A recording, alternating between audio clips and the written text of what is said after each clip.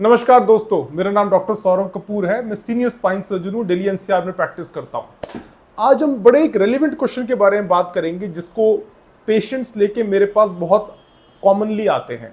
इसमें वो पूछते हैं कि डॉक्टर साहब, हमारी एमआरआई रिपोर्ट में आया है कि डिस्क बल्ज आया है या डिस्क हर्निएशन आया है या एक्सट्रूडेड डिस्क आया है, ये क्या है और क्या ये नॉर्मल है या इसका इलाज की ज़रूरत है कि नहीं। तो सबसे पहले दोस्तों ये बात समझिए कि जो डिस्क होती है वो हमारी वर्टिबल बॉडीज के बीच में, अगर आप देखेंगे वर्टिबल बॉडीज है तो बीच में डिस्क है। ये डिस्क हमारी बॉडी में शॉक ऑब्जॉर्बर्स की तरह होती है। पूरी स्पाइन जो का वेट, पूरी बॉडी का वेट ये डिस्क के थ्रू होके नॉर्मल तरीके से डिस्ट्रीब्यूट हो जाता है अगर आपकी डिस्क हेल्दी है तो। पर अगर आपकी डिस्क हेल्दी नहीं है तो वो डिसिपेशन या फोर्स डिस्ट्रीब्यूशन नॉर्मल नहीं हो पाता, जिसके कारण से वो डिस्क बाहर निकलती है। बल्ज भी हो सकता है, हर्निएशन भी हो सकता है और नस दबती है और नस दबने से शाटिका का पेन हो जाता है। एक बात समझनी बहुत ज़रूरी है आपको कि डिस्क उम्र के साथ में थोड़ी बहुत डीजनरेट या ब्लैक ज़रूर होगी। इसमें इसका वाटर कंटेंट जो होता है, डिस्क के अंदर का वाटर कंटेंट होता है, धीरे धीरे कम हो जाता है एज के साथ, और वो एक नॉर्मल चीज़ है जिसके कारण थोड़ी बहुत डिस्क बल्ज होना आम बात है। ये बीमारी नहीं है। बीमारी तब होती है जब ये डिस्क इतनी निकल जाती है बाहर जो बल्ज से हर्निएशन बन जाती है। हर्निएशन बन जाती है तो वो नस को दबाती है, जिसके कारण टांगों में सियाटिका का दर्द होता है और इसी कारण से आपको डॉक्टर से मिलना पड़ता है। मैं आपको बताऊंगा कि क्या फर्क है डिस्क बल्ज में, हर्निएशन में और एक्सट्रूजन में, और उस सिचुएशन में आपको क्या क्या ट्रीटमेंट की जरूरत पड़ सकती है और कहाँ सर्जरी की आवश्यकता है।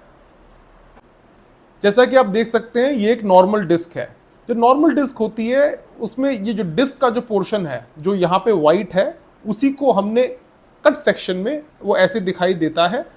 इसमें अंदर की तरफ एक पानी से भरा सेंटर होता है जिसको न्यूक्लियस पल्पोसस कहते हैं, और उसके बाद आसपास होता है डिस्क एनुलस। ये जो फ्लूइड होता है यही शॉक अब्जॉर्बर की तरह काम करता है। तो जब भी बॉडी वेट आपका डिस्ट्रीब्यूट होगा तो वो, क्योंकि शॉक अब्जॉर्बर अच्छा है तो इसलिए वो फोर्स डिसिपेशन हो जाएगी और कोई पेन नहीं होगा, ये डिस्क बाहर नहीं निकलेगी। ये एमआरआई में ऐसे दिखता है, आप देख सकते हैं अच्छा खासा फ्लूइड दिख रहा है यहाँ पे। इसके आसपास ये ब्लैकिश एनुलस है और ये आपकी कमर की नस है, उसके आगे सफ़ेद पानी अच्छा दिख रहा है, और ये सब डिस्क अपनी अपनी जगह पे हैं। अब हम समझते हैं क्या होता है जब ये फ्लूइड कम होता है। तो तब ये फ्लूइड कम हो जाता है तो धीरे धीरे ये अंदर का जो न्यूक्लियस पल्पोसस है ये बाहर निकलना शुरू हो जाता है। ये ऐसे बाहर निकलने की वजह से जब शुरू की स्टेज होती है उसको डिस्क बल्ज कहते हैं। जैसे आप ये देख रहे हैं, डिस्क बल्ज है जो एमआरआई में दिख रहा है। और अगर ये हल्का ही बाहर निकला है, या हम कहें कि अगर ये जो लंबाई है इस चौड़ाई से छोटी है, तो इसको डिस्क बल्ज ही कहेंगे। डिस्क बल्ज एक आम चीज़ है, एमआरआई में दिखती है, और ज़रूरी नहीं कि इससे नस पे दबाव आए और कोई ज़रूरी नहीं कि इसमें कोई सर्जरी की आवश्यकता पड़े आपको। अब हम बात करते हैं हर्निएटेड डिस्क की। हर्निएटेड डिस्क में ये बाहर का एनुलस का जो कवरिंग हो जाता है वो ब्रेक हो जाता है, जिसके कारण ये फ्लूइड जो है, जो न्यूक्लियस पल्पोसस का फ्लूइड है, जेली टाइप फ्लूइड है, ये बिल्कुल उसके बाहर आ जाता है। बाहर आने की वजह से ये नसें जो है उन पर दबाव आना शुरू हो जाता है। इनको अगर हम एक्सियल सेक्शन में देखें तो ये जो लंबाई है इस चौड़ाई के बराबर या उससे ज़्यादा होगी। इसके कारण आप देख सकते हैं हर्निएटेड डिस्क कितनी ज़्यादा अपनी जगह से बाहर आ गई है, और ये कमर की नस जो है इसमें जो सफ़ेद पानी है बिल्कुल गायब ही हो गया और ये पूरी किनाल डिस्क से भर गई है। यहाँ पे आपको सर्जरी की काफ़ी ज़रूरत है, और ऐसे सिचुएशन में शाटिका होना बड़ी आम बात है। इससे भी आगे की स्टेज होती है एक्सक्रूडेड डिस्क। एक्सक्रूडेड डिस्क में जो बीच का जो वाटरी जो आपका न्यूक्लियस पल्पोसस है उसमें से ये टुकड़ा पूरा अलग होके स्पाइनल कैनाल में चला जाता है, और उस केस में ये नस पे दबाव उतना ही करता है जितना हर्निएटेड डिस्क करता है, और कई बार उससे भी ज़्यादा, जिसके कारण अगेन आपकी हो सकता है दवाइयों से असर ना पड़े और सर्जरी की आवश्यकता आपको पड़े। तो उम्मीद है आपको समझ में आएगा कि क्या फर्क होता है डिस्क बल्ज में, डिस्क हर्निएशन में, एक्सट्रूजन में।